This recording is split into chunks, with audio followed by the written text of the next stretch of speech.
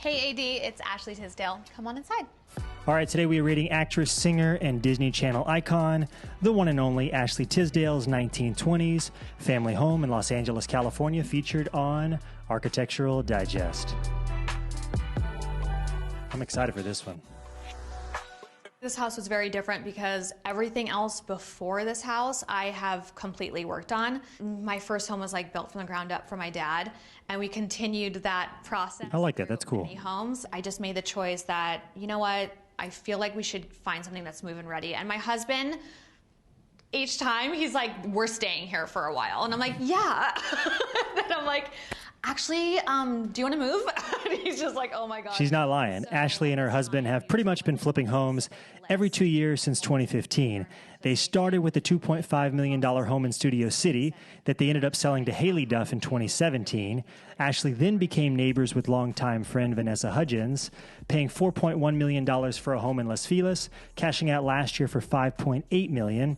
Now their latest stop is in Beechwood Canyon, where they picked up this property at a price tag of $4.2 million. We'll see how long they stay put.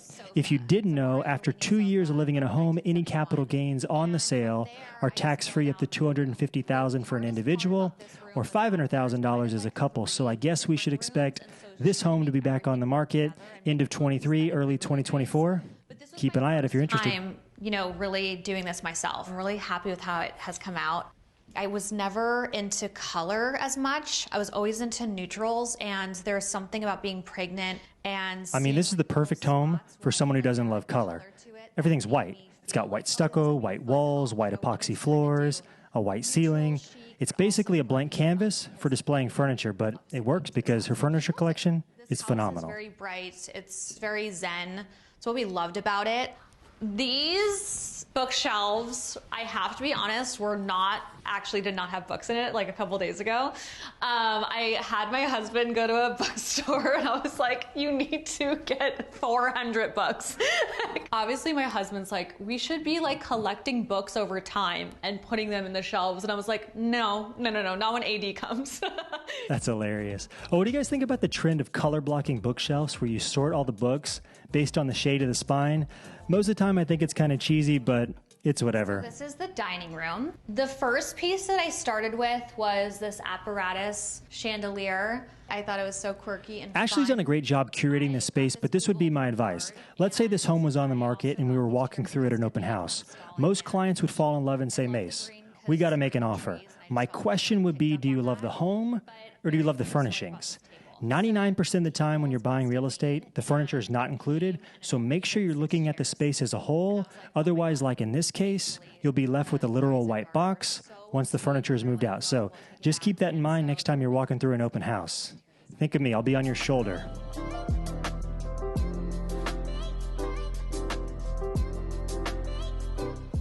These stools are from Thomas Hayes. And what I loved about these is that like the leather ages. And so one of the things about this kitchen specifically and about the house was when we saw it, there was a guy living here, and so it's very masculine. And I'm always about feminine and masculine balance. So I love that this warms up the room a bit. Weirdly, this was previously Rogue Sutherland's house, who's the head of finance at CAA and also the youngest son of Donald Sutherland. Rogue sold this home to Ashley and then moved to Windsor Square, which is an historic neighborhood near Wilshire. This home here is just over 4,000 square feet, and the home he moved to is about 3,500 square feet. Slightly smaller, but it was more expensive at $5.3 million.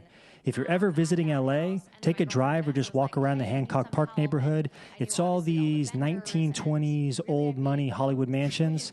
They're stunning. It's a fun afternoon if you like architecture. It's also free, so if you don't like it, don't blame me. So this is Jupiter's room. When we were prepping for Jupiter to come, with the name Jupiter, I'm very surprised this wasn't outer space themed.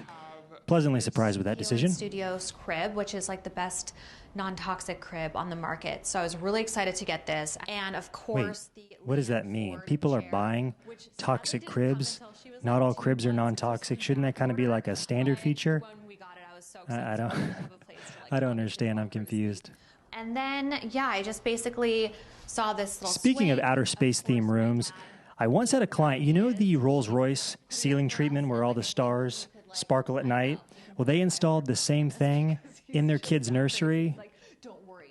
The Rolls-Royce cost to install that roof is about $18,000. You don't even want to know what they spent on it. Welcome to our room. Basically, this chair, I honestly was so excited just because I love the texture of it, and I was like, oh my God, this is gonna look so amazing. Furniture pieces can be done and put in other rooms and fit in other rooms. That was something that was really important to me, that, wherever we go next, if we do, that this stuff can come with us. See, she's taking this furniture with her to the next house. So the new owner is gonna have some big shoes to fill. I hope they don't get buyer's remorse once they walk into an empty home come closing day. That is never good. I've seen it happen before. Not a good situation. Wood nightstands from Rose Unaki. She's got good style, good energy, which equates to a house with a great vibe. I like it. This is going to be a high score. No idea. I just didn't I just was like, oh yeah, those are great. That's going to finish the room. And then I saw my bill. Obviously something that was pretty much all this furniture is from the most expensive boutiques in LA. No wonder she had sticker shock. And this is our kind of movie entertainment. If you watched my Adam Levine review, don't you think all this furniture would fit perfectly in his house? If you took Adam's house with these furnishings, now we're in business. It's really kind of where we watch TV, but then there is a screen. So Adam Levine, Nina Dobrev, Babish, who else am I missing? Connor McDavid, Burna Boy, all had movie theater rooms, but in my opinion, this has been the best one so far. What do you guys think? It's definitely between Ashley and Adam.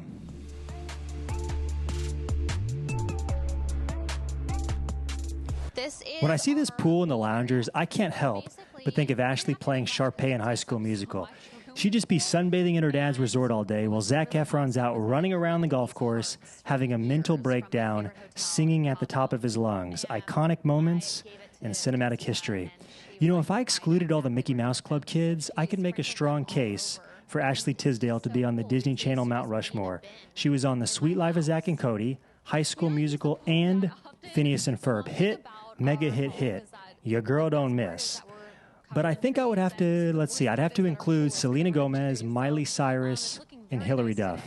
The final spot's where it gets tough. There's so many to choose from. We could go with the Jonas Brothers, the Sprouse Twins, Zendaya, Demi Lovato, Raven-Symoné, Zac Efron, Vanessa Hudgens, some of the OGs, Corey Topanga, Mr. Feeney, but I'm saving that last and final spot on the Disney Channel Mount Rushmore for the one and only Mr. Shia LaBeouf, the GOAT. So I've got Selena, Miley, Hilary, Shia.